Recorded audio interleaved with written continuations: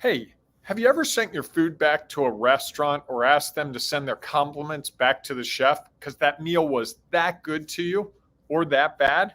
This is all feedback for the chef. Well, I'm sure they get the message that they're not getting the whole story. Getting feedback, depending on how you get it, may really give you what you need. We're going to discuss that and why it's so important, why feedback for the chef is so critical to whatever you're trying to build, whether it's a new product, a new service, or an idea. That's coming up on today's Antidote in just a few seconds.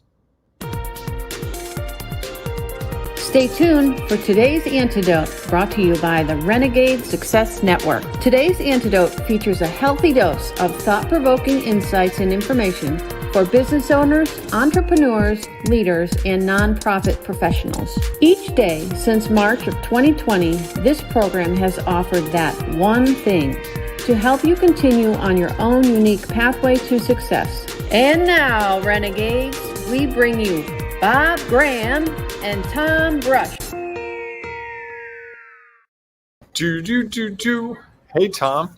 Happy Thursday, right? It is Thursday. Good morning. Yes. A little late start today. Apologies. Had a little traffic issue I had to resolve, like being stuck in traffic, but it's all good. How are you? I'm doing very well. You're not in the bunker. You're not in the car. You're in another secret location. I'm not in the car. I'm at the beach right now. Actually, Nice. Clearing out of the beach today. It's funny. Just as the weather starts to warm, you're leaving the beach. Trying to understand That was not lost on me this morning. It's about 51 degrees up by the beach. Nice. Well, make sure while you're there, you get all your walks in, and that is on the plan. I just have to get a whole bunch of stuff boxed up and figure out how to fit it all into a Honda Pilot. Well, my goal is to get it out all in one trip today, but I think it may be 2 trips. Just imagine you're packing for college and you've got to get it all home somehow. You'll figure it out. And it's also a good opportunity to say, do I really need this? There is a purge aspect of this. Yes, I agree. Excellent. Well, welcome everyone. For those of you who are watching this broadcast, sorry that we're a little bit late. As Bob mentioned, we just had to start a few minutes late. So if we've disrupted your routine, we apologize for that. And we know that as Renegades, you'll be able to figure out how to adjust and hopefully use that time that you gained from 8 to 8:34 well. And if you're listening to if you are watching the broadcast, I'll get it straight. We would love for you to comment. We're going to have a conversation around the topic. Our topic this week is serving pancakes. And today we're going to talk about feedback for the chef. So if you have thoughts or ideas as we go through this, please feel free to share them in the comments. If you are watching this on Facebook, Instagram, Twitter, YouTube, or LinkedIn Live. Sorry, I totally checked out. It's all right. I was trying to think about what I was going to say in a couple minutes, and I totally spaced out.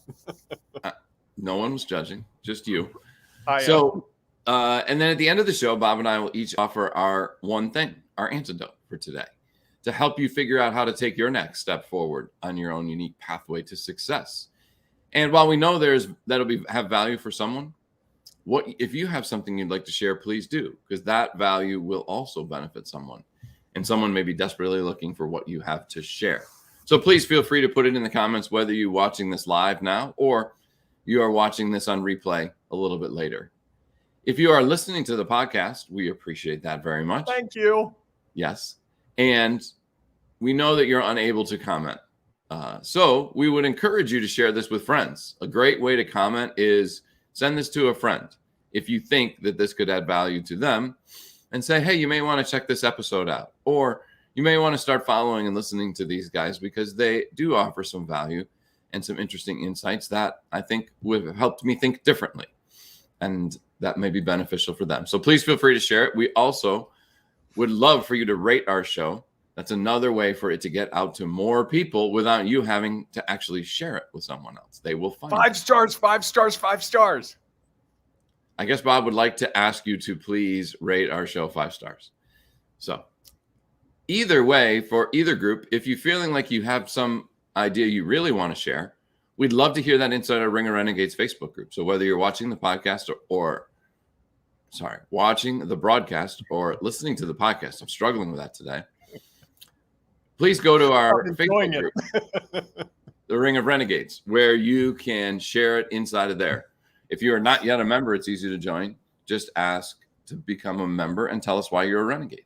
And then we will let you into our community of renegades who are trying to figure out how to take their next step. So now that we have that all out of the way, we'll move on to one of the favorite parts of the show is what are we celebrating today, Bob? I'm going to go a little renegade here on you. So Okay. I want to celebrate the renegades. And I want to give an example of a renegade that I talked to yesterday. And this person was completely devoted to achieving a goal, like unstoppably devoted. There were complications in family, in friends, in work, in social stuff, you name it, there were complications. And this person mapped out for me, I'm going to do this to get me to here. I'm going to do this to get me to here. And I'm going to do this to get me to here. 3 steps over the next couple months. And I was fascinated because what this person's trying to do, most people wouldn't even think possible. And this person really believed in what they were doing, really believes, like committed. And I found myself being inspired by this person in that their commitment to something that really is bigger than them and that is really out there, not like the, oh, I want to get paid to speak on a stage one time, but like legitimate, serious change in life stuff. And it just made me realize that we have degrees of renegades. And a lot of us, and I know I've done this in the past, talk about being a renegade, but are we willing to all put it on the line? You know, are we willing to do the things that force us to go into the place of uncomfort? And I saw yesterday this person really not embracing the discomfort, but accepting it and saying, this discomfort gets me here. This being uncomfortable gets me here, and this gets me to a third step. And I think we talk about renegades a lot, but we don't often identify the qualities. And to me, one of the really important qualities is someone who's committed to doing something for themselves and for the world that supersedes all the other things that you could do. It just becomes your mission in life. What do you think about that, Tom? I like it. Although I wonder if if that is your perspective on what is a bigger, because I think that's the word you used, Yes. Motivation. And I would only offer that I think that any step that anyone takes could be as significant. Because we don't know where they're at and what the challenge is. I couldn't agree more. But I think there are certain people you meet that are just so driven to achieve something that they inspire you to step your game up to another level. Sure. I just wouldn't compare what the result would be. Because you kind of said I think you made fun of or made light of your goal to try to get on a big stage and get paid significant amount of money on a big stage. That's not what I was trying to do. What I was saying is, I mean, for me, that's a huge goal. Yes. To someone else, that doesn't appeal at all. God, I'd be so scared. Yes, you're right. And I think it's very person goal specific.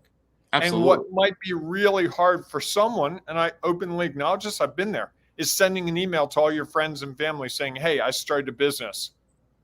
Or sending the email to your boss saying, you know, I've worked here for 3 years.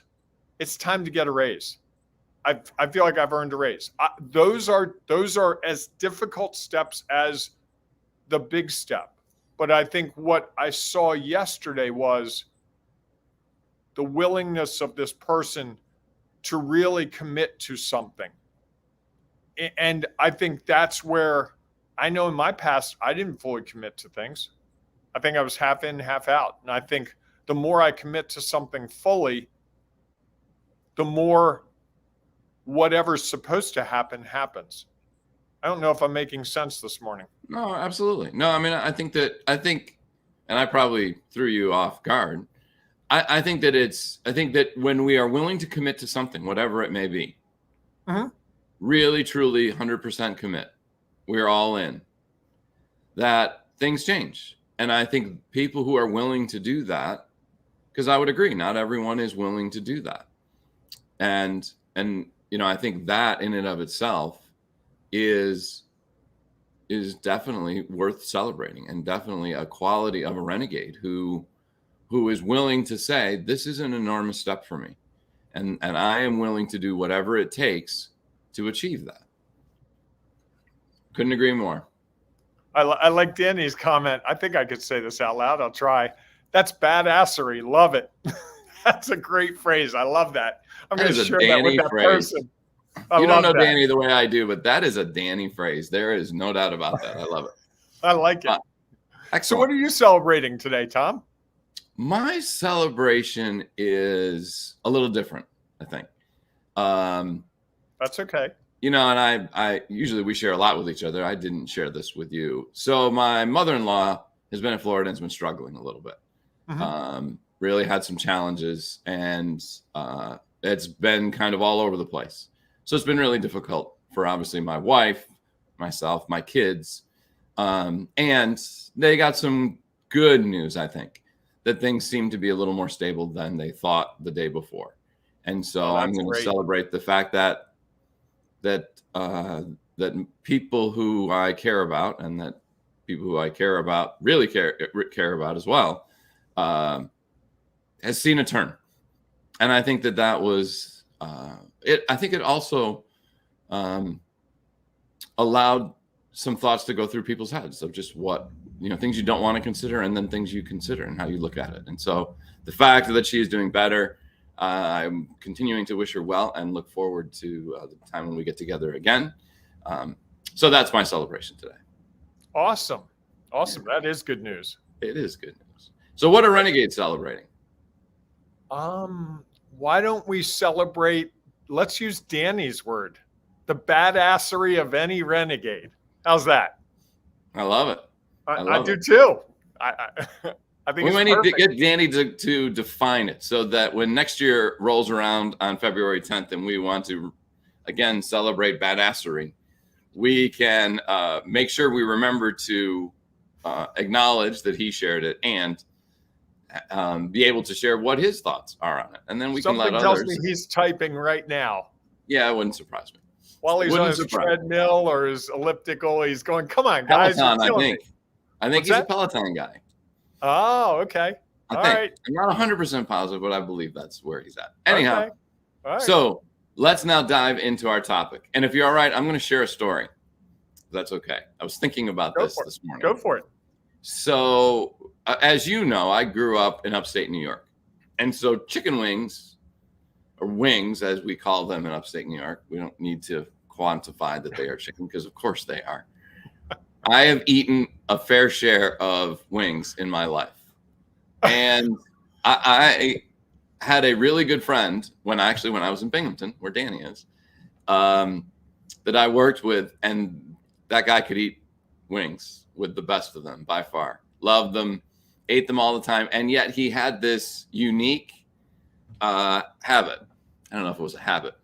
He always left one on the plate. Always.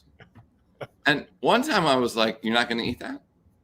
Because I was almost like, well, I'll eat it if you don't want it, because it's a wing and we're not going to not eat it.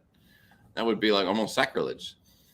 He said to me, that's my note to the chef that there's always a better wing out there. And I was like, wow. And honest, every time we went out and had wings, always there was one left on this plate. And I just thought that was what it was interesting about it was he knew exactly why he was doing it. The challenge is the chef has no idea. And I think that's one of the challenges about how we get feedback, not only for ourselves, but in this case, when we're serving our pancakes, there's lots of opportunities to fill out surveys, to go on, I don't even know what it is online, where you go in and provide feedback. And yet that's not always the whole picture. You can tell the server, this is my thoughts, and then the server has to relate that to the chef or the cook. And so I think sometimes we get pieces of information when we're getting feedback, and it's not always telling the whole story. And we may make decisions based on that without all the information. And so I think one of the things I almost wish that he would have done is defined with the server, this is why this is the case. It says not that these wings aren't really good.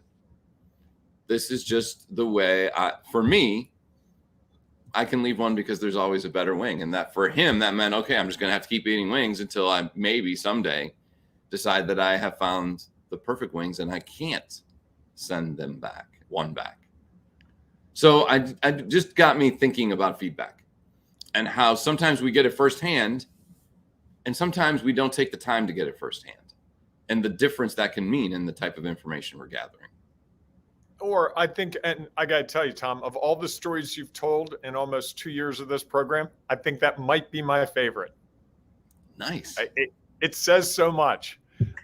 But I think it also points to a communication gap, right?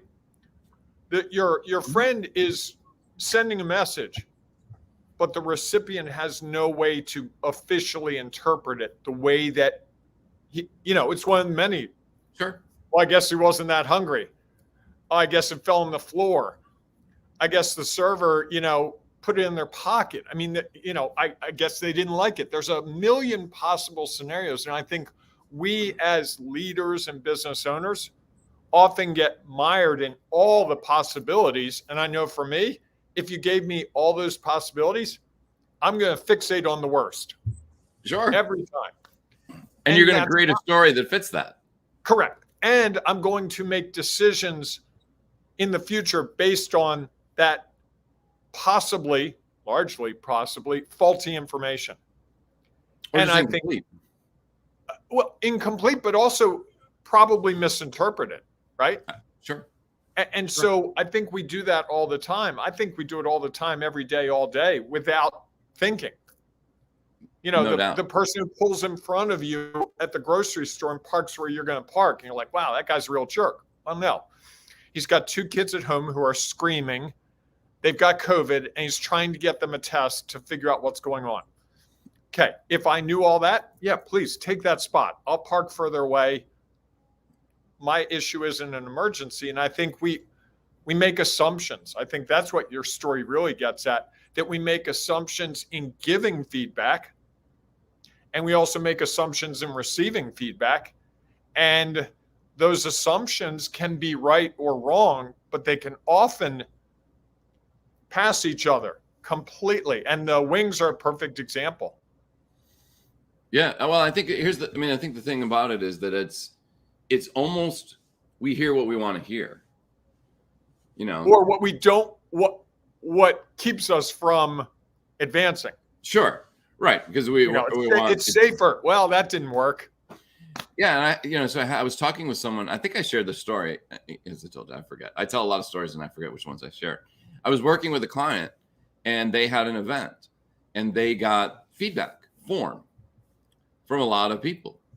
And they took all of the comments that they thought were negative and called all those people to get the results.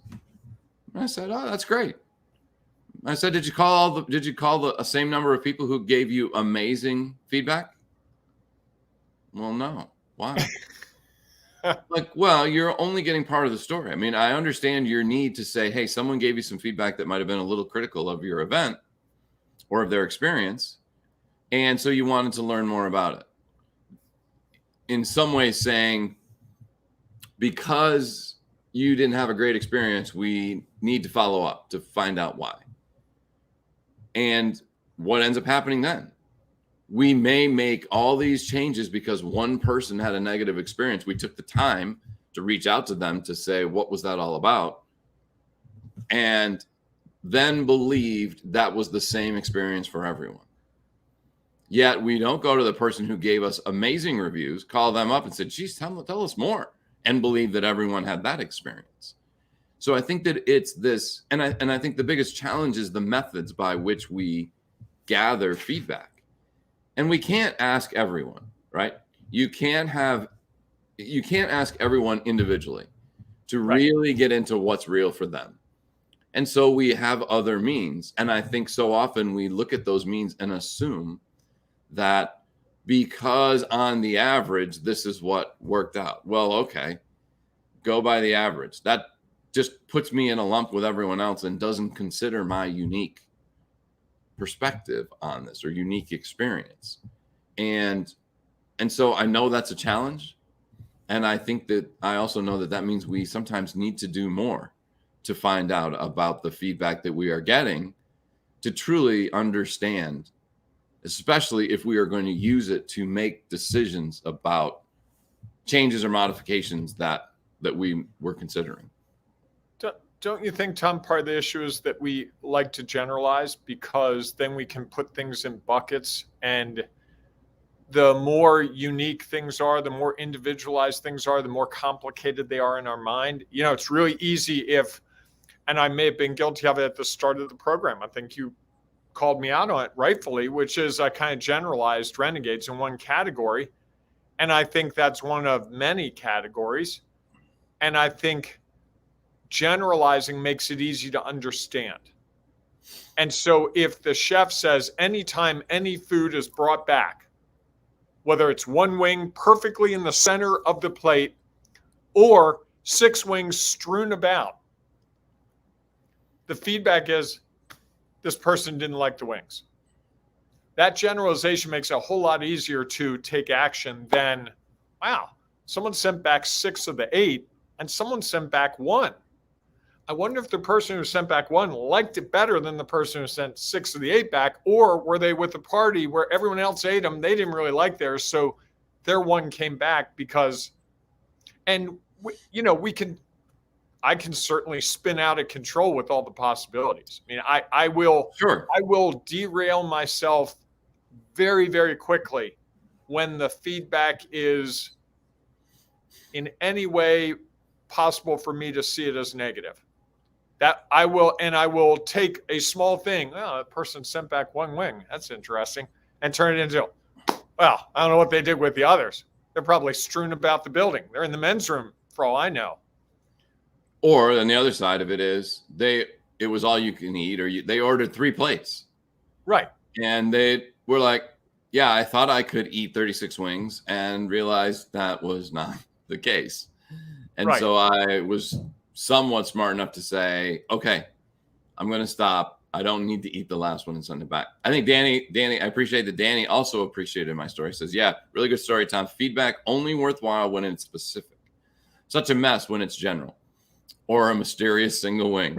We're left to our own devices and saboteurs. No bueno. I like that. And I think that's true. I think that's the challenge. And I also think it's about quantity of feedback, right? You know, that's one person's opinion. So there are restaurants. And also who's giving the feedback, right? Sure. Of course. You know, if that guy was 6 beers in and yelling real loud, and, you know, I might not interpret his feedback the same way as I would someone who maybe had a half a glass of wine. He was likely 6 beers in.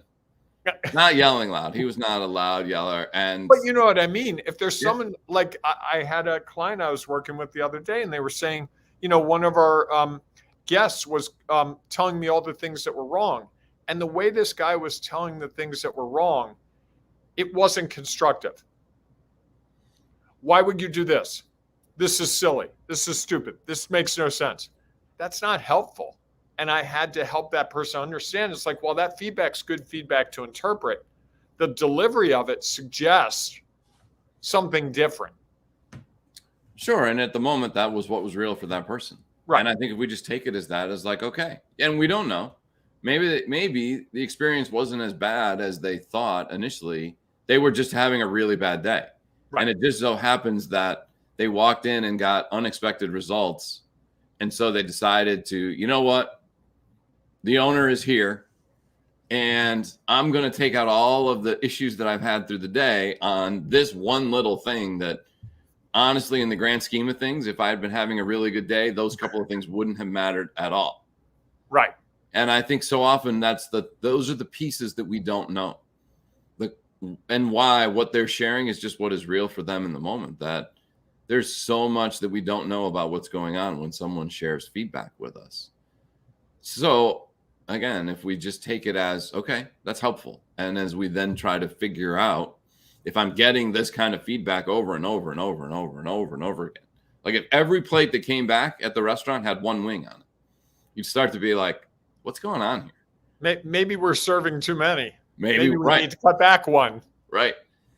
Maybe 12 is too many, and really it's 11 that what people need, or 10. Right. And maybe that would make more sense. And it's interesting, you know, I couldn't remember a place that I went to growing up where you had anything less than a dozen wings. Like that was the standard. Like, why would I get anything else unless it was going to be 2 dozen? Now you see like there's 5 and there's 10.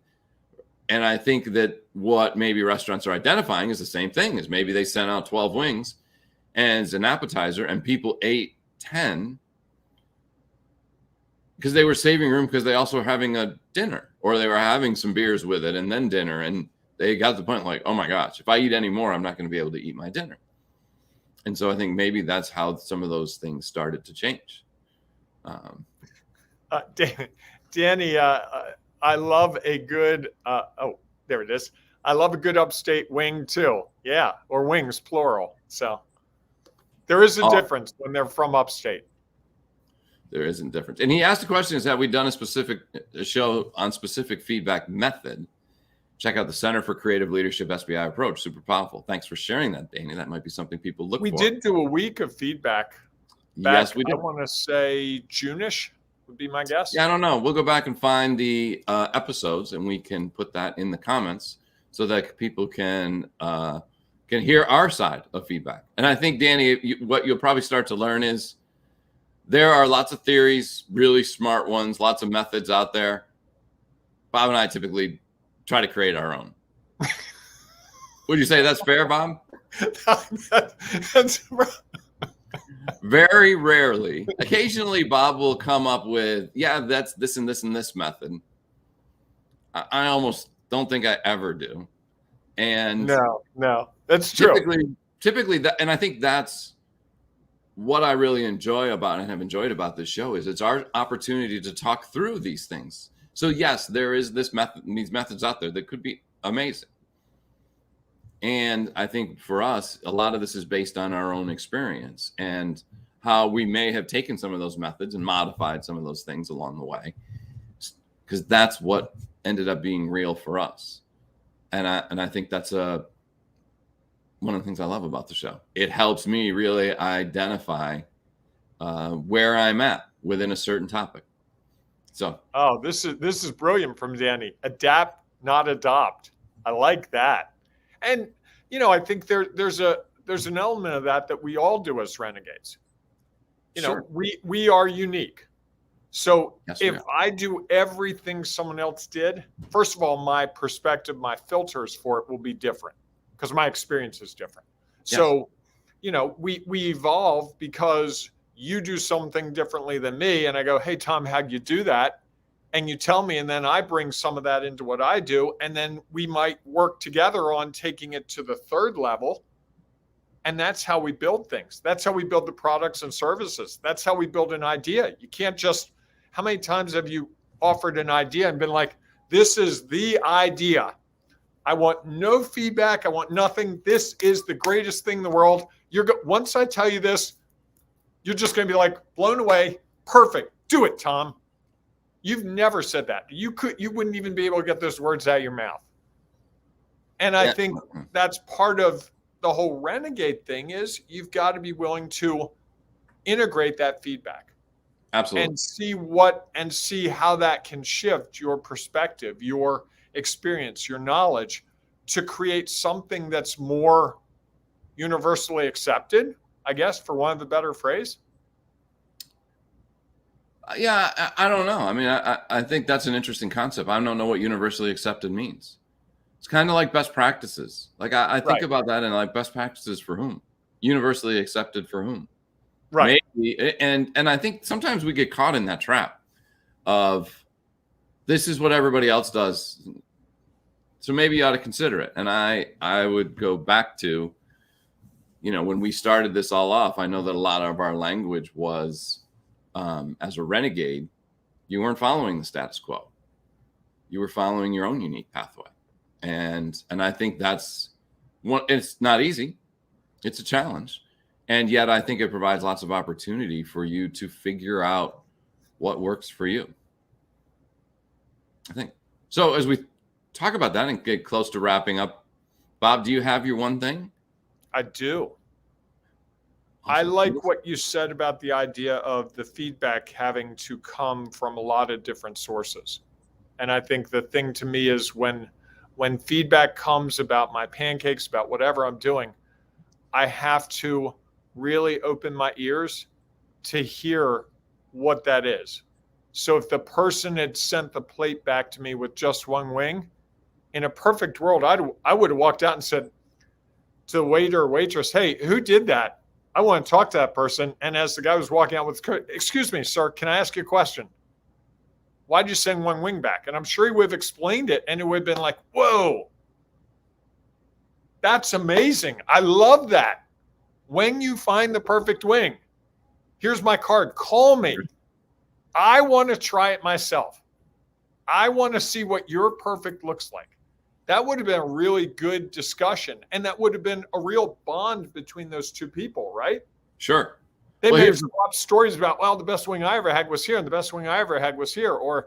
And they could have both fostered a deeper understanding of what a great wing would be. But it didn't happen. And it never will. I believe, and I think this is, and I had never put this together, that may have been part of my reason for like we're always searching for perfection and yet we'll never find it. And I think that might be a part of feedback, right? We're always searching for the perfect feedback. There is none. There's the feedback that person has in that moment based on what's going on for them. And I think that's a great reminder for us is how we receive that feedback, is that one person's feedback. Now, obviously, if it's something where it's you and another person, their feedback is, the only one that you are going through that experience with. And so that's different. Yet when you are putting out a product or service or an idea, just because some people love it, don't understand it, hate it, think it's silly, it's not really. That's then for you to take all that and say, okay, now that I've got a different perspective, what does that mean for me? And how do I move forward given all of that information? I think that's my one thing. I'm not sure what was in there that was one thing. I'm just thinking through this, that we talked about serving pancakes, and today we talked mostly about wings. And it makes me wonder if there's a way to like put wings and pancakes together on a plate. That wouldn't be a bad meal. That syrup, if you had a wing or two and then you had some pancake with some syrup on it, that's sweet and that's savory. Well, and the pancake might help deaden some of if you really like hot wings. There, I think we're on to something. I mean, if they put waffles and fried chicken, yeah, why not wings and pancakes? Wrap the wings in the pancakes? Ooh. I don't know about that for me. We'll work on that. For the restaurant, Tom and I are going to start.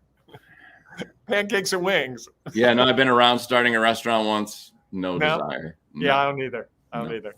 All right, everyone. Thanks so much for being a part of our show today, especially Danny for all of his great thoughts and comments. We appreciate that. If you have comments you'd like to share, or you have one thing based on our conversation around serving pancakes and feedback for the chef, we'd love to hear it. Because we know that not only will we benefit, and it may impact our perspective, others will as well. So please feel free to share that in the comments. Again, as I mentioned earlier, you can always share it inside the Ring of Renegades Facebook group. Great place for you to go to provide that. If you are someone who's really struggling with all the feedback that you're getting, and like Bob shared, it's not easy to receive feedback that you weren't expecting. and figure out how to move through that and understand. You take the emotion out of it and focus on the comment, whether it's positive, you consider it positive or negative. It's getting to the heart of it. If you're struggling with that, it would be a great time for a laser solution session, which you can get with us at any time if you are a member of our Renegade Success Network. It's easy to join. There's information about it at renegadesuccessnetwork.com. You can also message Bob or I, and we'd be happy to fill you in with more information about how we help leaders, business owners, and entrepreneurs try to figure out the challenges they are facing. Like, what do I do with all this feedback? Or how come I'm only getting this type of feedback? What might I do differently? Those are hard things to sit by yourself and try to figure out. So we'd be happy to help you with challenges like that or the many others that you may be facing. So with that, we want to thank you for being a part of the show. We look forward to seeing you inside the Ring of Renegades Facebook group. And if we don't see you there, we'll see you tomorrow morning. 8 a.m. Eastern? 8 a.m. Eastern. Yep. All right, 8 a.m. Eastern tomorrow, Friday, for our Discoveries of the Week, one of my favorite shows of the week, when we get to try to wrap this all up in a neat little bow. Doesn't usually happen. Anyhow, everyone, thanks train so wreck? much. I'm not going to offer it as a train wreck. I'm just going to say that there's a lot to come to grips with and to figure it out. I mean, these aren't easy discussions, right? I mean, it's pieces they'd be easy discussions if it was easy for people to solve the challenges that we have around things like putting a new product idea or service out there, getting feedback on that, and then figuring out what to do with it. So I think that's the being willing to have the conversation, I think, is a big part of the first step to helping to figure out what to do next. So we'll have that discussion tomorrow morning, 8 a.m. Eastern time, for our next edition of today's Antidote. Have a great day, everyone. We'll see you soon. Hey, embrace the renegading you and celebrate that renegading you, that commitment, whatever it is, to whatever you're committed to doing today and even tomorrow. Go team. I'm feeling committed to have chicken or wings. I don't know why. I was thinking the same thing. Either that or a big stack of pancakes. I was going to say I'm craving pancakes. All right, everyone. Have a great rest of your day. Thanks for listening to today's Antidote, powered by the Renegade Success Network. The Renegade Success Network helps you confidently create your own unique pathway to success. To learn more about the Renegade Success Network and how you can take your next step, follow us on Twitter, connect on LinkedIn, or join the Ring of Renegades Facebook group. For full details on how you can join our community, go to renegadesuccessnetwork.com. Embrace the renegade in you.